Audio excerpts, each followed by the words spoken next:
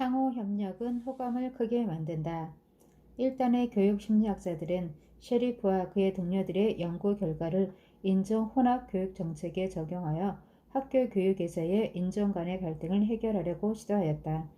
그들의 희망은 서로 다른 인종적 배경을 갖고 있는 학생들에게 협동을 통하여 공동의 성공에 이르게 하는 학습의 장을 조성하며 그들 사이의 인종적 배경을 넘어선 우정이 싹트지 않을까 하는 것이었다. 교육 심리학자들의 이러한 가설을 바탕으로 미국 전역에 걸쳐서 다양한 연구가 실시되었는데 그 중에서 가장 주목을 끌었던 연구는 조각 그림 맞추기 교실이란 주제로 텍사스주와 캘리포니아주에서 아론슨과 그의 동료들에 의해 실시된 교육 방법이었다. 조각 그림 맞추기 교실의 가장 독특한 특징은 학생들이 다가오는 시험에서 좋은 성적을 거두기 위해서는 시험 과제를 협동해서 준비해야 한다는 점이었다. 보다 구체적으로 설명하면 학생들을 적당한 크기의 소집단으로 나누어서 각 팀의 구성원 각자에게 시험에 필요한 부분적인 과제만을 부과한다. 이런 상황에서는 팀의 구성원들이 서로 협조하여 각자가 맡은 조각 그림을 성공적으로 팀 전체의 구성원에게 전달하여 전체적인 내용을 파악하게 하는 팀만이 좋은 성적을 거둘 수 있게 된다. 그리하여 서로 간의 협조를 통해서만 공동의 목표 달성이 가능했던 셰리프의 캠프에서처럼 학생들은 이러한 학습 과정을 통하여 서로를 적으로 인식하는 것이 아니라 친구로서 인식하게 되는 것이다. 실제의 교육 현장에 적용된 조각 그림 맞추기 교육 방법은 실로 놀랄만한 효과를 가져왔다. 전통적인 교육 방법을 사용하고 있는 다른 학교에 비해 조각 그림 맞추기 교육 방법을 도입한 학교에서는 인종 간의 갈등과 편견이 크게 줄어들었고 인종 간의 우정도 놀랄 만큼 늘었다고 연구팀은 보고하고 있다. 게다가 이 새로운 교육 방법은 연구자들이 예측하지 못했던 부수적인 효과도 발생시켰는데 그것은 이 교육 방법을 도입한 이후로 소수민족 학생들의 자신에 대한 자부심, 학교에 대한 애교심, 그리고 수업 성적이 눈에 띄게 향상된 점이었다. 그렇다고 해서 백인 학생들이 새로운 교육제도에 의해 피해를 본 것도 아니었다. 그들 역시 자부심과 애교심이 향상되었을 뿐만 아니라 그들의 수업 성적도 정통적인 교육 방법을 사용하고 있는 학교의 백인 학생들과 비교하여 전혀 뒤떨어지지 않았다. 조각 그림 맞추기 교실처럼 대성공을 거둔 어떤 방법을 발견하게 되면 그것이 복잡하고 어려운 문제를 해결하는 가장 단순하고도 유일한 방법이라고 과대평가하는 실수를 범할 수도 있다. 그러나 복잡하고 어려운 문제는 좀처럼 간단한 하나의 방법을 통하여 해결되는 것이 아니라는 사실을 우리는 경험을 통하여 잘 알고 있다. 학교 교육에 있어서의 인종 간의 갈등 문제에 관해서도 마찬가지다. 협동적 학습 방법을 실행하는 방법에 관한 문제만 하더라도 사실상 다양한 접근 방법이 존재하고 있다. 따라서 협동적인 학습 방법의 효과에 대한 종합적인 결론을 내리기 위해서 우리는 수많은 후속 연구를 필요로 한다. 협동적인 학습 방법이 가장 효과적인 나이는 몇 살인지, 가장 효과적인 학습팀의 크기는 몇 명인지, 그리고 협동적인 학습 방법의 가장 적절한 주제는 어떠한 것인지 등등의 질문에 대한 답이 필요할 것이다. 게다가 우리는 이러한 새로운 교육 방법을 도입할 교사들에 대한 배려를 잊어서는 안 된다. 교사들에게 익숙한 정통적 교육 방법과는 획기적으로 상이한 이 새로운 방법에 그들이 어떻게 적응할 것인지도 매우 심각한 문제이다. 이 새로운 교육 방법은 본질적으로 학생 스스로 학습하게 만들고 있기 때문에 수업 시간에 교사들의 위치에 커다란 위협이 될 수도 있기 때문이다. 마지막으로 우리는 경쟁이 항상 나쁜 것만은 아니라는 사실도 인정해야 한다.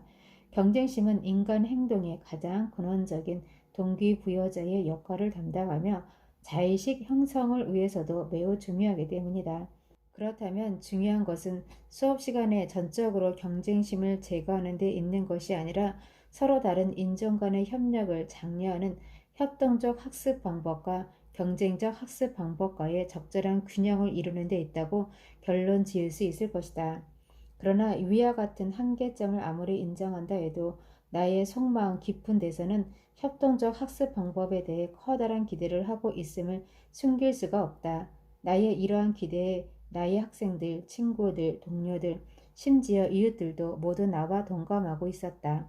우리의 교육제도는 지금까지 우울한 뉴스만을 제공해왔다. 학생들의 학업 성적은 갈수록 낮아져 가고 교사들의 이직률은 갈수록 높아져 가며 학생 간의 폭력이 난무하고 인종 간의 갈등이 만연한 곳이 바로 우리 어린 학생들의 학교 환경이다.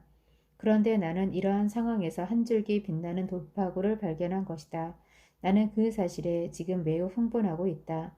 학교 교육에 있어서의 인종관계에 관한 지금까지의 장황한 논의를 통하여 나는 최소한 두 가지 사실을 명확하게 정리하고자 한다. 첫째, 잦은 접촉으로 인한 친근함이 일반적으로는 호감을 유발하지만 만일 접촉 자체가 불리한 경험을 의미한다면 정반대의 결과가 나타날 수 있다는 사실이다. 그 증거가 바로 끊임없는 경쟁의 연속으로 대변되는 전형적인 미국의 교육제도 아래서 볼 수 있는 인종 간의 적대감이다. 둘째, 이러한 문제를 해결할 수 있는 가장 좋은 방법은 팀 지향적인 학습 방법이라는 결론이다. 이러한 사실들을 통하여 우리는 호감을 형성하는 과정에서 상호 간의 협동이 얼마나 중요한 역할을 하고 있는가를 새삼스럽게 확인할 수 있다. 상호 간의 협력을 호감도의 중요한 근거로 확신하기 전에 중요한 검사를 하나 거쳐야 한다. 설득 전문가들도 이 협력을 사용하고 있을까? 협력이라는 요소를 이용해서 상대방이 그들을 좋아하게 만들어 그들의 요구에 대한 허락을 받아내려 할까? 만일 주어진 상황에 자연스럽게 서로 협력해야 할 때면 그들은 그 사실을 분명하게 제시할까? 혹은 주어진 상황이 요구하는 협력의 필요성이 미약하면 그들은 협력의 필요성을 강조하려고 했을까? 더 나아가서 만일 주어진 상황이 전혀 협력에 적합하지 않더라도 그들은 상호 간의 협력의 구실을 만들어내려고 노력할까? 위의 질문들에 우리는 모조리 고개를 끄덕여야 하는 것으로 판명되었다.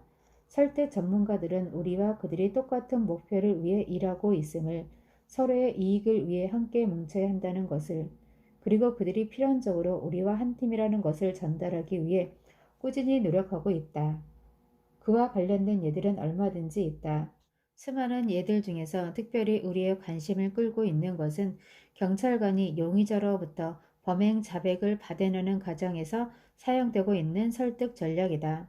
착한 경찰, 나쁜 경찰 전략.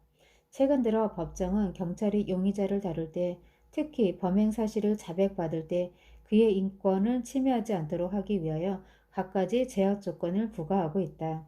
따라서 과거의 용의자로부터 자백을 받을 때 사용되었던 수법들 중 대부분은 이제 더 이상 쓸모가 없어지게 되었다. 피해자가 자백했다 해도 강압적인 방법을 사용하면 법정이 그것을 증거로 인정하지 않기 때문이었다. 그러나 법정은 정교한 심리학적인 법칙을 경찰이 사용하는 것마저 금지하지는 않았다.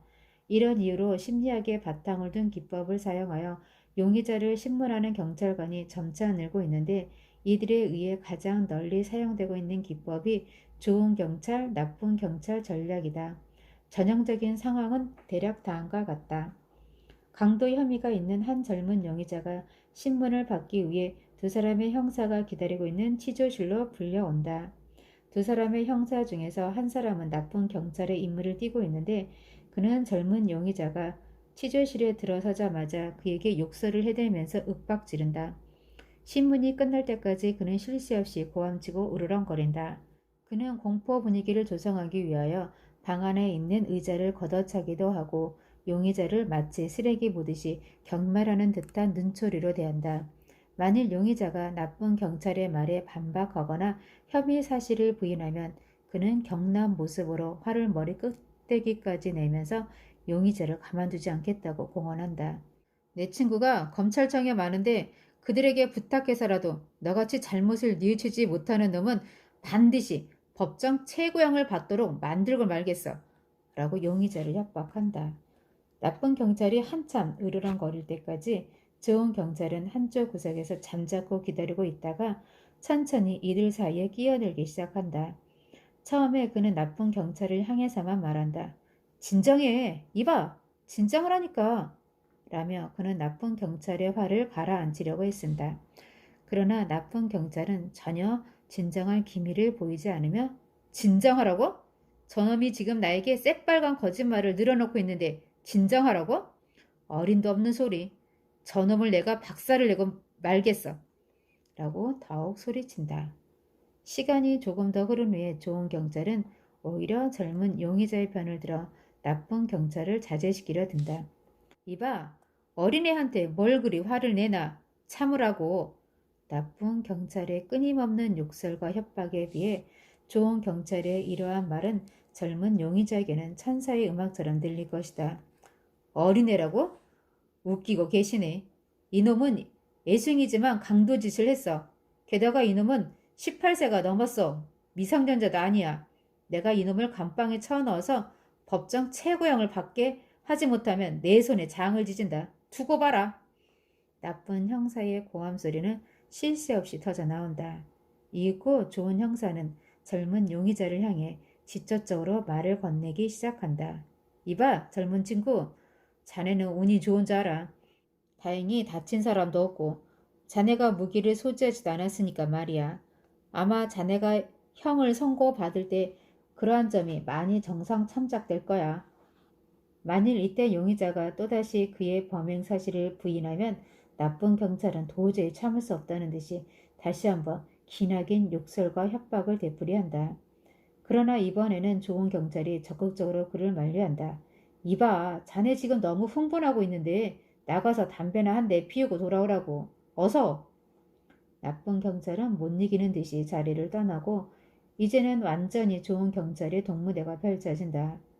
내 말 잘 들어, 이 젊은 친구야. 무슨 이유인지는 확실히 모르겠지만 내 친구는 분명히 자네를 증오하고 있어. 우리는 지금 충분한 증거를 확보했기 때문에 자네를 송치하는 데는 아무런 어려움이 없어. 그리고 내 친구가 검찰청에 아는 사람이 많다는 말도 사실이야. 그는 법대 졸업생이거든. 만일 자네가 자백을 하지 않은 채 법정에 서게 된다면 최소한 5년은 살게 될 거야. 이봐, 자네 나이에 5년이라는 기간이 얼마나 긴 세월인지 알기나 하나? 내가 자네 인생이 아까워서 하는 말인데 만일 자네가 지금 나에게 자네의 범행 사실을 내 친구가 돌아오기 전에 완전히 자백하면 내가 아주 유리하게 조서를 써줄게. 우리가 서로 잘 협조하면 5년형이 길어야 2년 혹은 1년으로도 단축될 수 있어. 어떤가? 나 좀 도와주게. 일 때문에 며칠간 잠도 자지 못했어. 자네도 피곤할 테니까 빨리 일 마치고 가서 쉬도록 하자. 좋은 경찰의 이러한 달콤한 말에 젊은 용의자는 구세주라도 만난 듯 그의 범행 사실을 시시콜콜 자백하기 시작한다. 좋은 경찰, 나쁜 경찰 전략이 효과적인 것은 여러 가지 복합적인 이유 때문이다. 먼저 나쁜 경찰의 적절한 위협은 용의자에게 운이 나쁘면 정말 장기간 감옥에 갇히게 될지도 모른다는 공포심을 유발시킨다. 또한 인지적 대조 효과에 따라 악의적으로 욕설을 퍼붓던 나쁜 경찰과 비교해서 좋은 경찰이 지극히 합리적이고 친절한 사람처럼 보인다. 그리고 좋은 경찰이 심지어 자기 돈으로 커피 한 잔까지 뽑아다 주면서 계속 용의자 편을 들어주었기 때문에 용의자는 상호성 법칙에 따라 보답을 해야 한다는 압력을 느끼게 된다. 하지만 무엇보다도 이 전략이 효과적인 이유는 용의자로 하여금 좋은 경찰을 자기 편 사람으로 착각하게 만들기 때문이다. 무시무시한 취조실에서 만난 좋은 경찰의 존재는 용의자에게는 마치 천국의 구세주처럼 여겨졌을 것이며 구세주에게 고해 성사를 하는 것은 그리 어색하지 않은 행동일 것이다.